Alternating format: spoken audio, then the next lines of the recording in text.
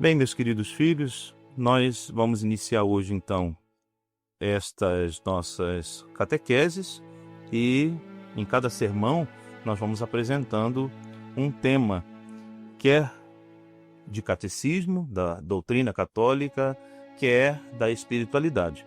Como nós estamos no mês do Sagrado Coração de Jesus, inclusive estamos dentro da oitava do Sagrado Coração de Jesus, a festa do Sagrado Coração de Jesus foi na última sexta-feira e nós ainda estamos vivenciando a oitava. Esse domingo terceiro domingo depois de Pentecostes e o domingo dentro da oitava do Sagrado Coração de Jesus.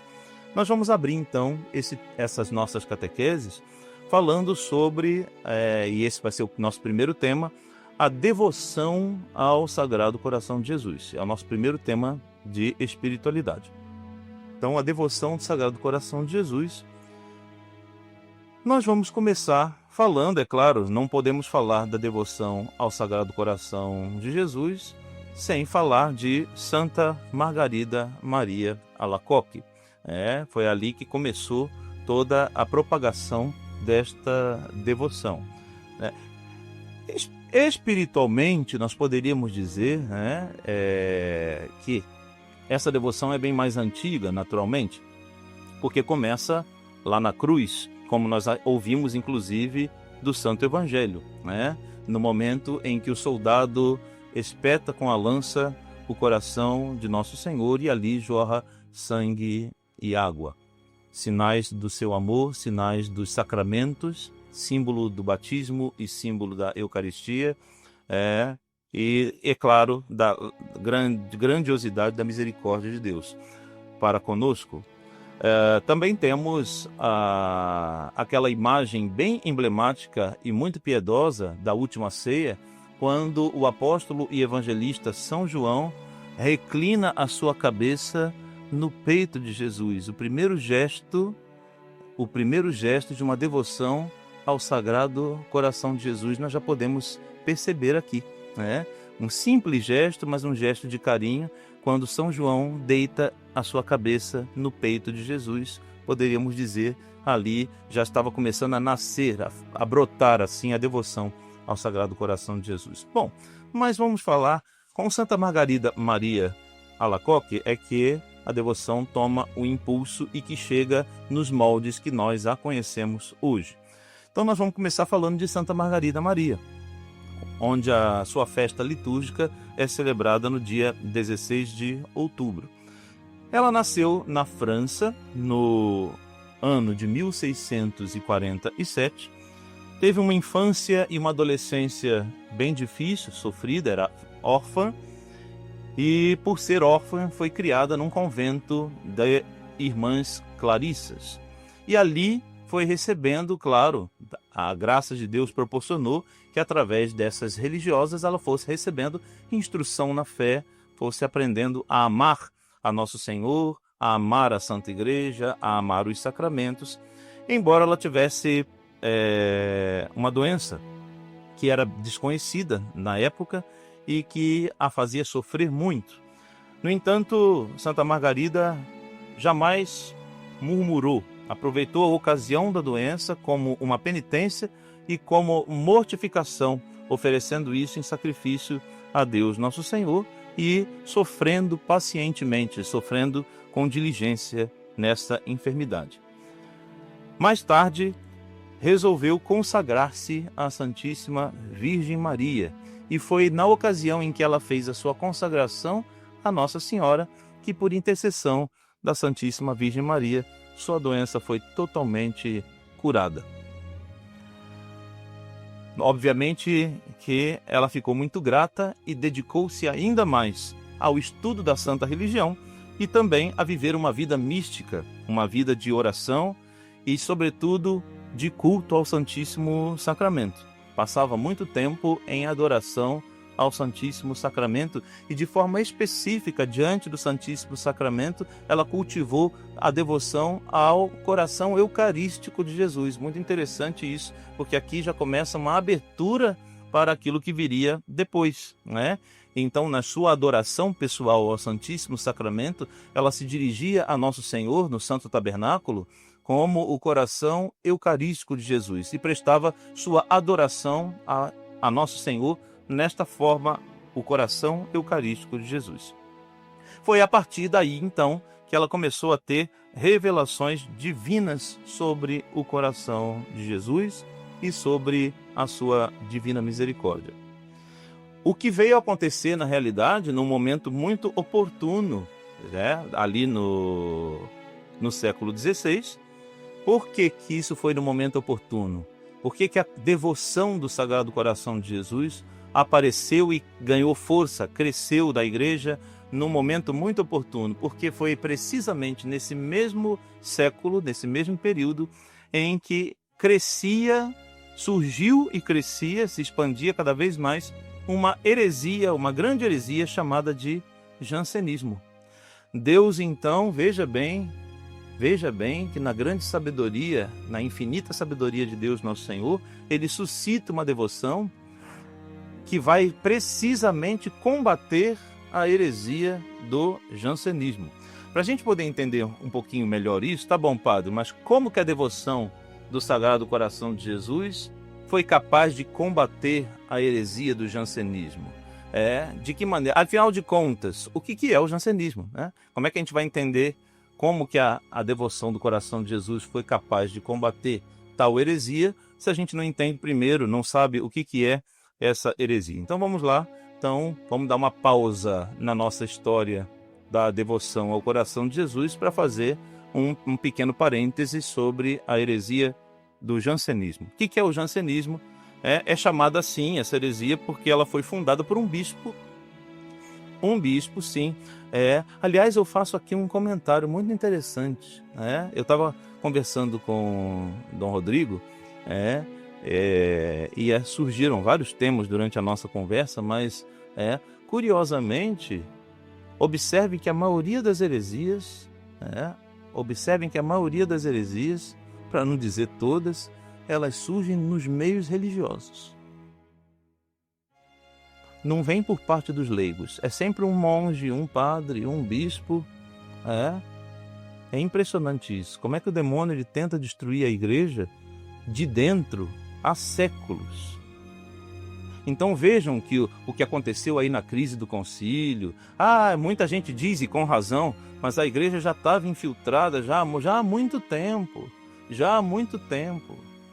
O Concílio Vaticano II e tudo isso que a gente está vendo aí, isso é só o florescer da planta, tá? Mas essa semente, essa planta já estava enraizada aí há muito tempo. Então é muito curioso a gente observar isso. Pois é um bispo chamado Cornelius Jansen. Daí o nome da heresia ser batizada de jansenismo. Cornelius Jansen. Nascido no dia 28 de outubro de 1585, nos Países Baixos. Ele é o fundador da heresia do jansenismo. E o que afirmava essa heresia? Cornélio Jansen, esse bispo, ele era devoto de Santo Agostinho. E ele então pegou um pouquinho da doutrina ensinada por Santo Agostinho. O problema é que ele deturpou. Ele deturpou a doutrina de Santo Agostinho. Santo Agostinho desenvolve o tema central da doutrina agostiniana é sobre a questão da predestinação. O que é predestinação? O apóstolo São Paulo também fala um pouquinho sobre isso. Todos nós, Deus nos chamou todos à salvação. Todos fomos chamados à salvação. O problema é que por causa do pecado o homem se afasta da graça de Deus. Portanto, o homem, pela sua própria capacidade, não tem como chegar a essa graça. É Deus quem concede ao homem esta graça. No entanto, apesar do homem ser miserável, pecador, apesar do homem se afastar da graça de Deus, Deus concede a ele a oportunidade da sua graça, para que, através dessa graça, ele possa se reconciliar com Deus e voltar ao bom caminho. Eu estou falando muito resumidamente, tá? Muito resumidamente. É claro que tem muito mais coisa, muito mais termos teológicos, mas a gente não vai gastar tempo aqui nesse momento com isso. Basta a gente entender esse conceito principal. Então, o que ensinava Santo Agostinho? Deus chama todos à salvação, porém, infelizmente, nem todos abraçam essa salvação, se desviam dela, mas mesmo pecadores, mesmo miseráveis, mesmo indignos, mesmo assim, Deus ainda dá uma chance, uma oportunidade do homem que se desviou se reencaminhar e voltar à graça de Deus e se reconciliar com Deus. O bispo Cornélio Jansen pegou um pouco dessa doutrina de Santo Agostinho e deturpou isso. Ele falava que, parecido com Santo Agostinho, e aqui é uma coisa muito curiosa, porque, veja bem, a heresia, a gente tem que tomar muito cuidado. Eu estava conversando contigo essa semana sobre isso, né? É um segundozinho, um pequeno deslize, não foi na mensagem do WhatsApp, para a gente cair na heresia. Porque, veja, ele pega algo que é semelhante ao que o Santo Agostinho diz e ele reinterpreta mais de uma maneira deturpada. Então, ele pega a doutrina da predestinação que Santo Agostinho ensina e ele fala também de predestinação, só que olha o que ele diz, que o homem já nasce predestinado, quer para a salvação, quer para a condenação. E não importa o que o homem faça. Não importa o que o homem faça. Não tem valor nenhum as obras. Portanto, olha que esta é a heresia do jansenismo. Aqueles que nasceram destinados à salvação, não interessa o que eles façam, vão ser salvos. E os que já nasceram destinados à perdição, não importa o que faça, vão se perder, vão para o inferno. Ou seja, o céu já está garantido para alguns e o inferno já está certo para outros. E não interessa. Pode rezar, pode fazer o que você quiser, vai para o inferno assim mesmo, porque você já foi predestinado para o inferno. Ora, se aquela pessoa já nasceu predestinada ao inferno, vai fazer mais o quê? Vai fazer mais o quê? Ela se desanima totalmente, né? Se desestabiliza e se desanima totalmente. Vou fazer mais o quê? Nem vou me esforçar. Se eu já estou predestinado, imagina, olha que loucura. Então o homem já nascia, segundo Cornélio Jansen, predestinado ao bem ou ao mal, ao céu ou ao inferno, e não importa assim as suas obras. Por isso ele pregava um extremo rigorismo moral. Um extremo rigorismo moral. Era uma coisa extremamente rigorosa, tem que viver a moral desse jeito e etc. É claro que nós temos uma obrigação, isso a gente sabe.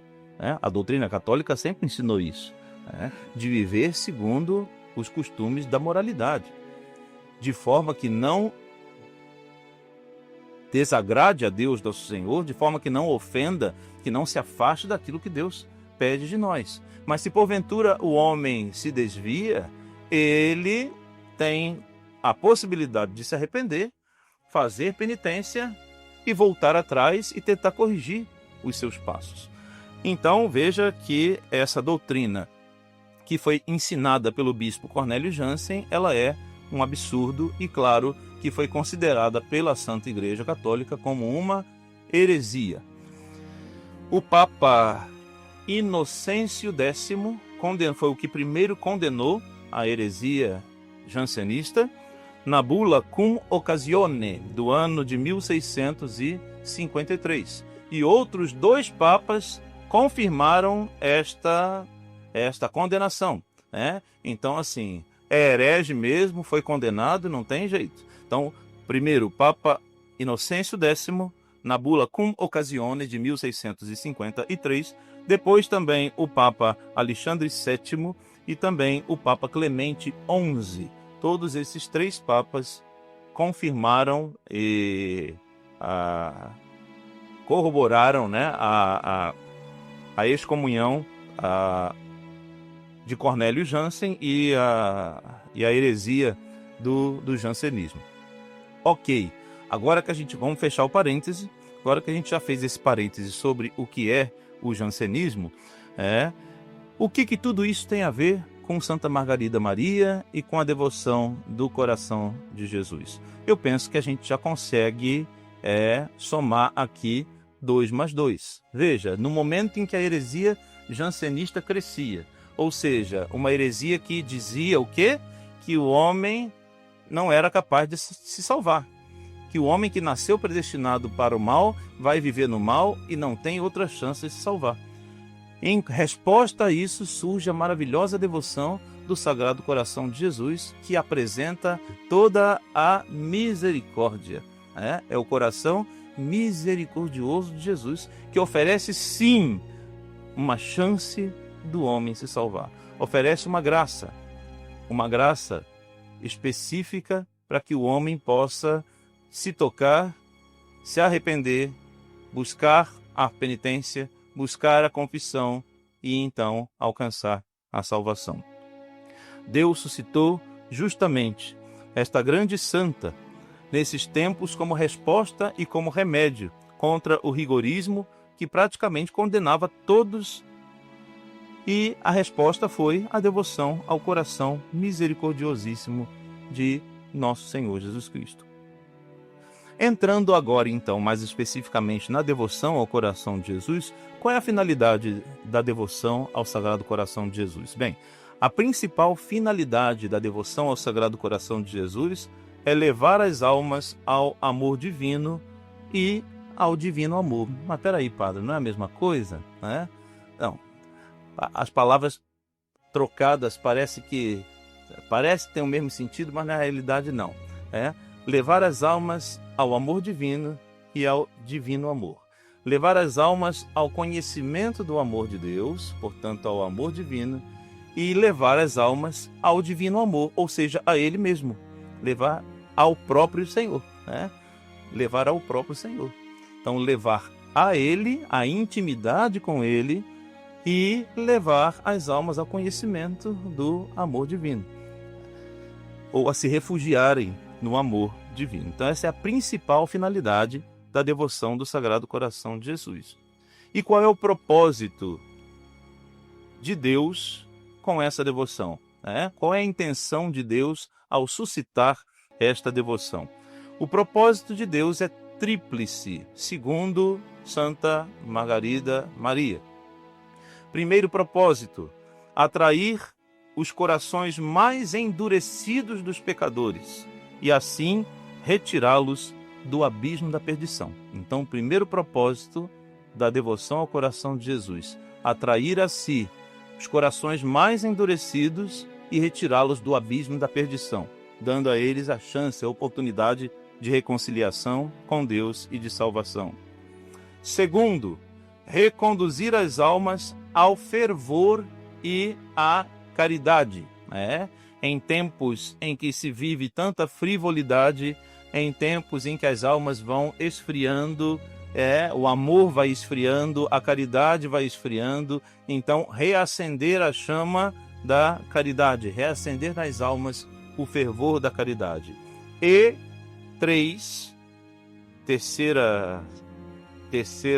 terceiro propósito, santificar ao mais alto grau as almas que viverem a fundo todas as exigências da sua consagração ao coração de Jesus. Então, é isto. Os 3 propósitos da devoção ao Sagrado Coração: atrair para a conversão os corações mais endurecidos pelo pecado, afervorar esses corações no amor de Jesus e santificá-los.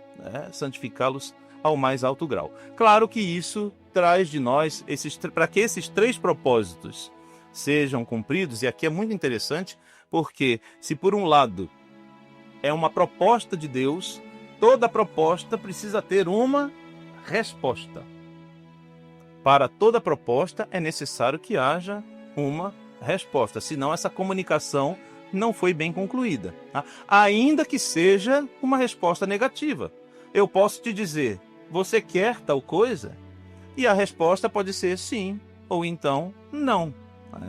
E pronto, esse diálogo foi concluído com sucesso. Agora, se há uma proposta, mas não há uma resposta, então não houve diálogo. Então, para toda proposta, há uma resposta. Então, vejam que a proposta de Deus para nós é tríplice. São essas três as propostas de Deus, nosso Senhor, com esta devoção. Resgatar os corações mais endurecidos para restaurar neles, para restituir neles a graça que fora perdida. Afervorá-los na caridade e santificá-los. Agora, é claro, para que isso aconteça, nós também temos a nossa parcela de responsabilidade. Então, qual seria a nossa resposta a esses três, a essa tríplice proposta? Então, vamos lá. Para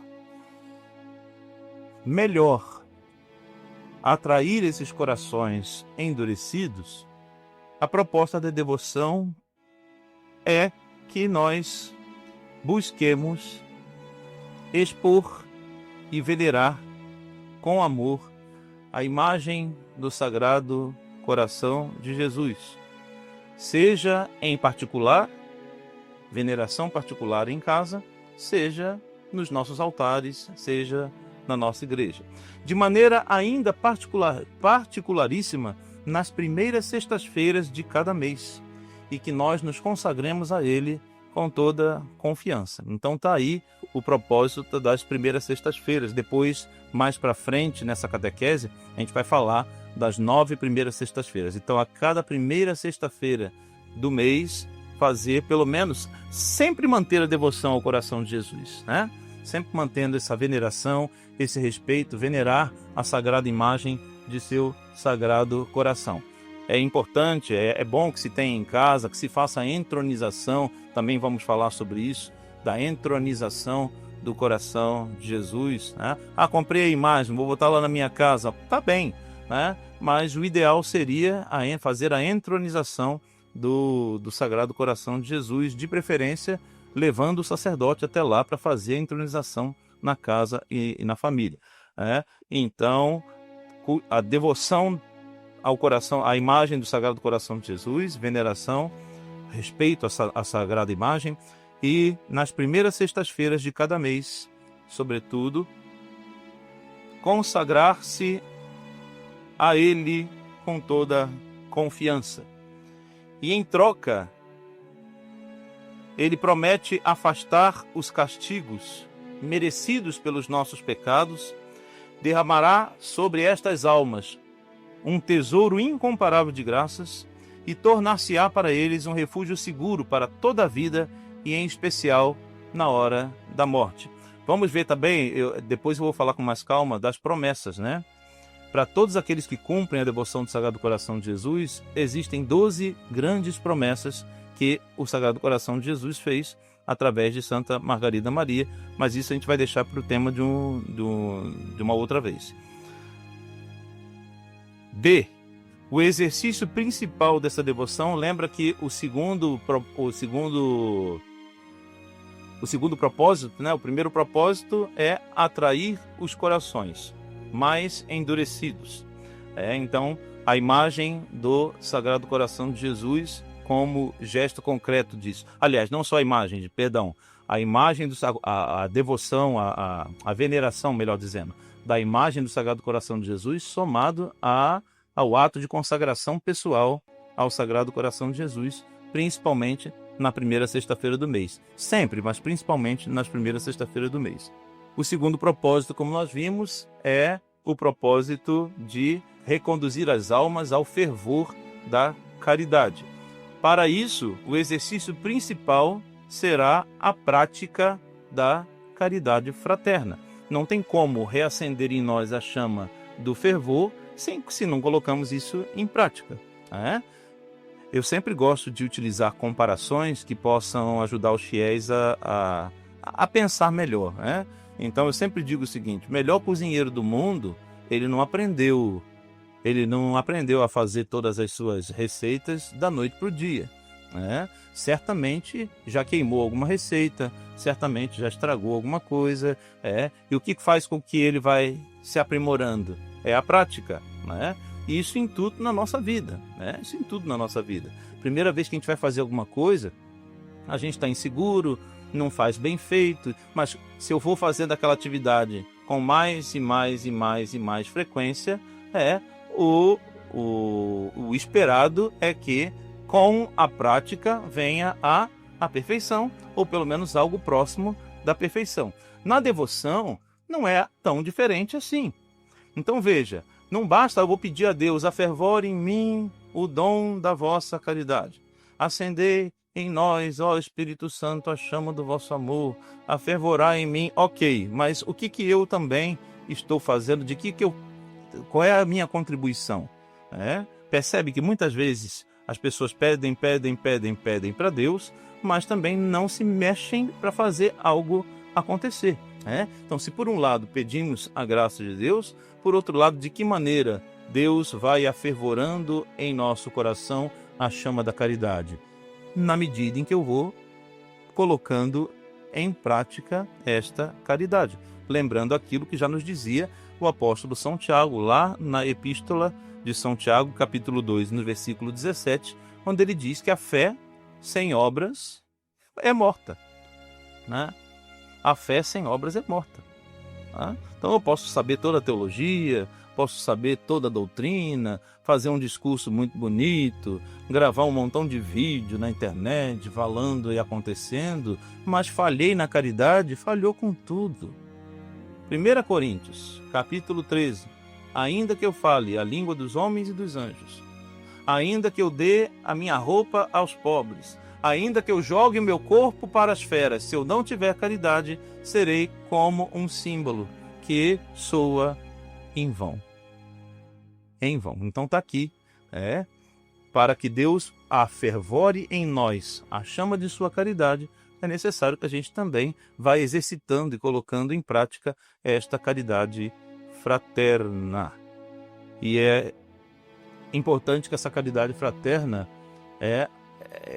comece entre nós. Quando a gente fala em caridade, a maioria das vezes as pessoas pensam em dar uma comida para um pobre, dar uma roupa lá para quem perdeu tudo na enchente. Tá certo, são gestos de caridade, não estou negando isso. Só que o ponto que eu quero chegar de reflexão é que muitas vezes quando se fala em caridade, a gente pensa nos terceiros e esquece dos que estão do ladinho de nós. Bem do lado de nós. Quantas vezes essa caridade falhou dentro da própria casa? No trato para com o marido ou para com a esposa? Quantas vezes fui grosseiro para com meus pais, grosseiro para com meus filhos? Quantas vezes eu poderia ter ajudado? Não vai cair a minha mão. Não, eu vou te ajudar. Ô mãe, vou lavar essa louça aqui para você, sem esperar mandar, sem esperar, não. Vou te ajudar aqui. Vamos dividir as tarefas. Afinal de contas, mora todo mundo debaixo do mesmo teto, não tem empregado ali, não tem... eu trabalho enquanto o outro... Não, percebe? No próprio trato do dia a dia mesmo, para os estranhos da rua, oi, querida, tudo bem? Como é, querido? Oh, meu amor, não sei. Às vezes com os da gente dentro de casa. O que é? Fala logo. Que a caridade nossa comece nos pequenos gestos. Se eu sou fiel no pouco, Deus me confia muito mais. Então não interpretemos a caridade somente de uma forma mais longínqua, mas que a prática da caridade se torne algo que faça parte do nosso dia a dia, que esteja realmente ao nosso redor. E por fim, o terceiro propósito, que é santificar ao mais alto grau as almas. Como que eu posso alcançar isso? De que maneira concreta eu posso alcançar essa santificação, também com gestos concretos, Deus vai realizando em nós esta santificação. E humildade, renúncia de si mesmo, pureza das intenções, conformidade com a vontade de Deus, confiança em Deus, abandono de si mesmo a Deus, a aceitação amorosa da cruz, todos esses itens são essenciais para a nossa santificação pessoal. Então percebem como a devoção do Sagrado Coração de Jesus é um grande combate ao jansenismo? Porque o bispo Cordélio Jansen dizia que a gente não pode fazer absolutamente nada pela nossa salvação. E a devoção do coração de Jesus ensina exatamente o oposto. Sem a graça de Deus, é claro que a gente não pode fazer nada, mas podemos contribuir também. Alguma coisinha que a gente possa fazendo, Deus vai nos concedendo a sua graça e nos santificando, nos abençoando, na medida em que também nós vamos colocando em prática algumas coisas, algumas virtudes. Por fim, a devoção ao Sagrado Coração de Jesus deve ser uma devoção reparadora, isto é, um meio eficaz de desagravar os pecados e as ingratidões da humanidade, oferecendo a Deus Pai as intenções, os atos, as virtudes e todos os méritos de seu Divino Filho, unindo os meus pobres gestos aos gestos de nosso Senhor. Então, muito interessante isso, porque o coração de Jesus é Ele quem se oferece como satisfação pelos nossos pecados. É aquilo que aconteceu na cruz. É a melhor oferta que pode ser feita. A melhor oferta que pode ser feita. Porque é a oferta do próprio Filho que está se oferecendo ao Pai. E aí o que acontece? É impossível que essa oferta seja rejeitada. Por que essa oferta jamais vai ser rejeitada pelo Pai? Porque é seu próprio Filho que está oferecendo.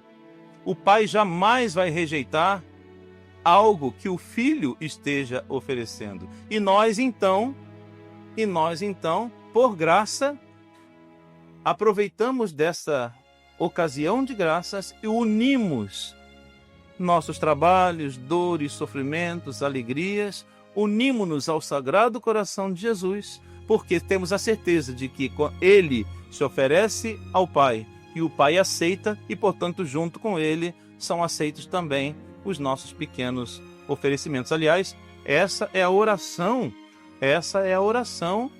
que todo associado do apostolado da oração deve fazer diariamente, chamado oferecimento do dia.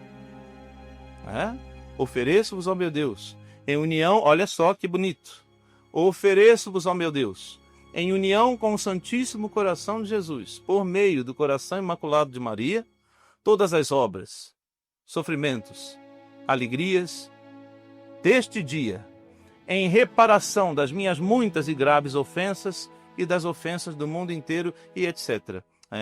Então, assim como Ele se oferece diariamente nos nossos altares, que belíssimo isso! Então eu ofereço aquilo que eu sofro, também ofereço minhas alegrias, ofereço minhas provações, ofereço tudo isso em união com o coração de Jesus, em prol da reparação dos meus pecados e dos pecados da humanidade inteira. Ofereço junto com o coração de Jesus, diariamente. Portanto, é uma devoção de reparação da honra divina que foi ultrajada. Algo semelhante a gente vê acontecer na Santa Missa. Ali no final do cânon, quando o padre está terminando o cânon, e ele então ergue a Sagrada Hóstia e o Sagrado Cálice e diz: Per ipsum et cunipso et in ipso est tibi Deo Patri omnipotenti, omnis honor et gloria, per omnia saecula saeculorum. Por ele, com ele e nele, ou por Cristo, com Cristo e em Cristo. A vós, Deus Pai Todo-Poderoso. É um oferecimento. É um oferecimento. Nós nos oferecemos também por ele, com ele e nele. Então nos unimos ao Sacratíssimo Coração de Nosso Senhor, para que está se oferecendo ao Pai, na certeza de que essa oferenda será sempre agradável aos olhos do Pai. Por quê? Porque não é a minha oferenda, mas é a oferenda do Filho. É a oferenda do Filho. Isso é lindo demais. É uma riqueza espiritual imensa. Bem, por hoje nós vamos parar por aqui. Para a continuidade, para a próxima catequese sobre a devoção do Sagrado Coração de Jesus, nós vamos continuar falando então sobre o conteúdo das aparições, né? Qual foi o conteúdo das aparições do Sagrado Coração de Jesus a Santa Margarida Maria e também as divinas promessas, né? Então, nas próximas catequeses, o tema será esse, né? O conteúdo das aparições e as divinas promessas que foram feitas.